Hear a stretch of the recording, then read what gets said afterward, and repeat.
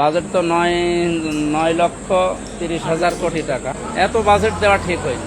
অন্তত 600 হলে ভালো হতো। 600 কোটি টাকা হলে ভালো হতো।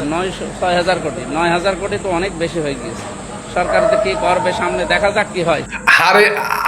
হারামজাদা আমির হামজা বললেন যে এত টাকা বাজেট না করলেও পারতো।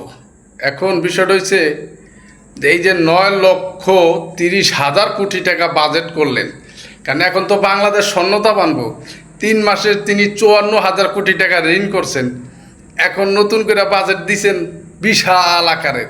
সেই টাকা দিয়ে তো আমেরিকা, লন্ডন সব কিনা যাব। আর বাংলাদেশ এবার স্বর্ণতা বাইন দালাইব। এজন্যই তো বলি যে বাংলাদেশের অর্থনৈতিক মানুষ এত অসহায়। কারণ কি, আজকে এই বাজেটের কারণে বাংলাদেশ ধ্বংস হয়ে যেতেছে।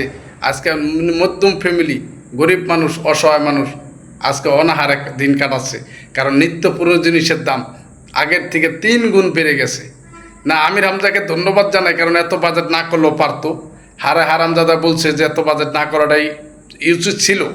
কিন্তু আমরাও জানি যে বর্তমান সরকার যে অবস্থায় আছে, ওনার নেতাকর্মীরা যে অবস্থা আছে, কারণ বাজেট যদি বেশি না হয় তাহলে তো তাগো পকেটে যাবে না। মানি পকেটে কোথায় থেকে আসবে?